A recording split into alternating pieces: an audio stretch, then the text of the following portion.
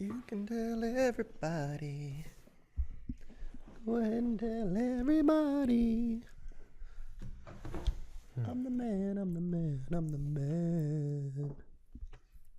It's not your walkout music. I think that should be, I think I should always be listening to that. Like, What would your walkout music be if you were a baseball player? I think that one. That's a good one. That's in my head. I think you might get razzed in the locker room for that one. What would yours be? I think I'd come out to silence. I think yours would be like. As I'm juggling on the way out there. No, the clown, man. The silence. It would be like just dead silence. Serious. Yeah. I'm Steven. And I'm Kevin. In today's episode of the Steven and Kevin Show, we're going to talk about the one activity you should track.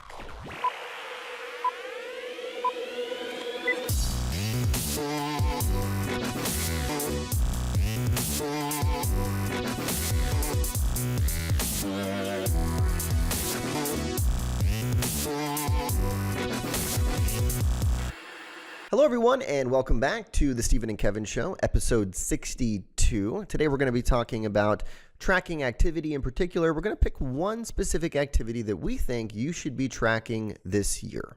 Yeah, so you can make the argument, maybe you track a few more, but if you're only going to track one, this is the one to track. So today, we're going to talk about some of the basics, like what is this activity we think you should track?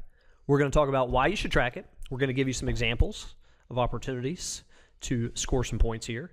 And we're also going to share why most of you are not going to do this. Before we do, very pessimistic look at this. Right? Before we get into that today and into today's topic, I want to ask you, what are you doing social media-wise, right? It's growing by the second. And do you have a robust social media presence? If you don't, you should probably consider outsourcing it to us. Yeah, whether it's LinkedIn or Facebook, we know the most advanced strategies specifically for financial advisors, and we can run them on your behalf for a low fee of $500 a month. That's a steal for what we're doing. So if the shoe fits, wear it. We'd love to hear from you. Cool. So let's get into it today. And the question on all of your minds is, okay, what is this activity that Steven and Kevin think that I should actually track? Yeah, so most people come to us for marketing advice. They want to know how I grow my business. When it comes to growing your business, it's hard to argue that social prospecting is one of the best ways to do it, leveraging your community involvement and connections to people to grow. So linked to that, how many times are you directly asking somebody for their business every week?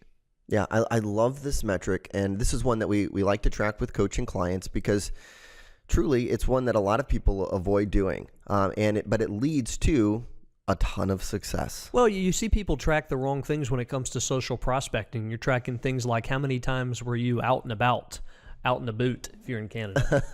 Were you in front of the right people and all? Oh, that's good stuff. It's the underlying reasons why people are successful in this. But ultimately, you've got to ask for the order. There are only so many people every year that are going to ask you for your business. Hey, Kevin, I know what you do. I've been meaning to call you about a meeting about our family's investments. That conversation, we wish it happened more often, but it doesn't happen that much. So you've got to stir the pot. We always see the two extremes when it comes to advisors and socially prospecting. One extreme is you have some advisors who are just too aggressive, right? They go out guns blazing and they're asking everyone for the business. And really, you might think, maybe it's a stereotype. You might think that there's a lot of advisors doing that, but really what we see is the opposite is true. The other extreme of, I'm not going to ask a lot of people for the business. I don't want to come across salesy. They know what I do, right? They're going to ask me at some point. And we know that just from coaching advisors for years and the research that we've done, that we have to find this medium ground, right? Like we have to find the middle where we are building enough relationships with people, and now we're starting to track converting them from social to business. Yeah, so we are not talking about existing clients. No. If I ask Kevin for his other account or, people try to rationalize all kinds of metrics. This is when we're clearly, for most people, it's outside of comfort zone. You've got to push yourself to do this oftentimes. And the reason we told you we'd get into why track it, well, number one, social prospecting, when you research the best in the industry when it comes to marketing in general and who brings in the most business, you'll find that almost all of them have some variation of this approach going on, where they're developing connections with people and ultimately asking for the business. If this was an approach that backfired across the board and they were seen as the social pariahs in their community and nobody wanted to ever engage with them, we would know it. But it's not working that way. They're still bringing in a tremendous amount of business. The reason I like this activity so much in terms of picking one main activity to track is that it forces you to do other things. Right? If I'm going to keep track of the number of times that I am asking for the business or requesting a business conversation in some sense, I'm going to have to get in front of more people, right? So I'm going to have to start networking more. I'm going to have to start getting more introductions. I'm going to have to start holding more intimate events. But to me, it's one of these activities that triggers a lot of other sub-activities. Yeah, and the perfect situations only arise so often.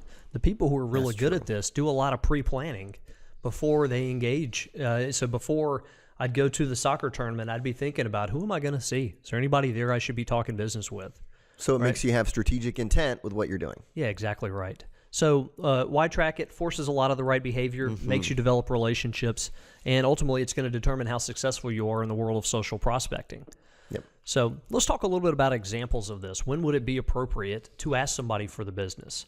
So again, when it comes down to being salesy, a lot of the times you appear salesy when you do this prematurely. When it's the first time you've met somebody, second time you've met somebody, and all of a sudden you've got your business card out and you're pitching them on business. Right. That's that extreme of the overly pushy financial professional, right? Yeah. But there are other ones where you might have someone at the club, right, or someone at a networking event who's always asking you about the markets or asking you about Bitcoin, right? I'm actually connected to a couple advisors on Facebook right now, and I saw posts from their friends asking them about Bitcoin. Right. And I was thinking, man, these are opportunities for you to redirect them and ask them to put your professional cap on and have a business conversation. Yeah, so when you think about examples, anytime somebody even cracks open this window for you, you want in. Yeah. Right? Bitcoin is related to what you do professionally, is an impetus for you to meet with them. That's right? great. Even if you have no intention of really talking a lot about Bitcoin. Exactly. Yep. Other examples. A parent from your kid's class you spend a lot of time with. Ask them. Yep. Right, we're not going through a lot of scripting today. No. But the variations on this are typically that, Kevin, I'd like to meet with you professionally. Are you open to it? Right. Right. We don't have to wrap a lot of crazy language around this. Yeah. And then that's something too, like, by the way, in coaching, we get into a lot of that, right? Yeah, the scripting, the language, role playing, etc. We have some things that are a little bit rosier and, a little smoother than what I reeled off there. But, thinking about today more specifically, some of the examples of when you'd want to use it. Someone who attended one of your client events. If they come to one of your client events and, let's say they come to a couple, you earn the right to open up the business door a little bit and ask them to have a conversation with you. And again, this doesn't necessarily mean that they're coming into your office and bringing all their statements from their other advisor. It means that, hey, we could grab a cup of coffee and chat business. Yeah. I mean, under all of this is a mentality. For somebody who's really good in this department, there's a mentality that I am doing you a solid by meeting with you to talk about your finances. That's good. I'm really good. You're probably getting hosed by who you're working with. I mean, that's not what you say, but it's how you've got to feel about it, that I've got a lot of conviction in what I'm offering, and I know that if I sit down with you, I'm probably going to either help you make money or save money or be better planned for the future. So that kind of conviction leads you to make this recommendation more often and not to take it so personally if it doesn't work out. One of our coaches who, now is a retired financial advisor. He had at one point over 400 million under management, really successful advisor, and he coaches with us, which is great. He was saying that basically when he got the mentality of, I feel bad for someone who's not doing business with me, that's when everything changed for him. Yeah, it makes you talk about this more readily. So we mentioned, why will most of you not do this? We know some of you are already doing this. Yes. We're saying this in jest. You listen to the show, you're into marketing, you're doing this. But why, let me rephrase this. Why will most of your competition not be doing this?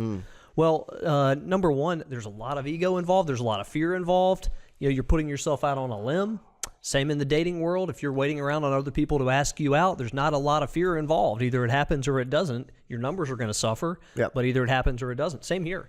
Like, you have to put yourself on the line to say, Kevin, would you like to come into my office? There's a chance Kevin's going to say, no, you idiot. Why would I want to work with you? But chances are, what's the worst thing that's going to happen? That's probably it. That's probably you probably just threw out the worst thing that's going to happen, right? No, idiot. But what's most likely going to happen is, they're hopefully going to take you up on it and say, sure, that sounds good. But if it is bad in some regard, they're probably going to say, no, I'm good. I'm taken care of. I feel comfortable with who I'm currently working with, which you're going to leave the door open and let them know that, hey, if you ever want a second set of eyes on what you're doing, let me know. Yeah, so number one, fear of rejection is one thing that holds people back, even if it's subconsciously it holds you back. What about ruining friendships? Yeah, another one that, if it's somebody you're close with, you don't want things to be awkward going forward because you made this big pronouncement that you'd like to have them as a client and they said no and now it's awkward. Right. But there are ways to avoid that. I mean, what you find with, what I usually tell people is that there's nothing pressuring you for your closest friend in the whole world to really put it on them to do business with you. Mm-hmm. You can have a close circle of people that you say are off limits, but let's not make that circle so wide that it precludes everybody. Yes. Right? So, push yourself a little bit to ask, knowing that the worst case scenario is that you can gracefully back out of this. Mm-hmm. So if I'm asking Kevin to do business, he's probably not going to call me an idiot and say no. Yeah. He's probably, if he doesn't want to work with me, just going to say, no, we're happy where we're at, but thank you for asking. I'm going to say, well, as Kevin mentioned, the offer stands. If you ever want somebody to take a look at it, happy to do it. Exactly. And then you change the topic. Yeah, we're getting back to, will you get me another beer or you're watching the game next weekend? Exactly. And so look, this year we think this is the one activity you should track. It's going to force you to do a lot of other things. It's out of comfort zone, but this is an activity that drives results without a doubt. Absolutely. And when you think about how you achieve more as a financial advisor, it's not usually an overhaul of what you're doing. No. It's usually a couple of course corrections that you really stick with, and we hope this is one of them.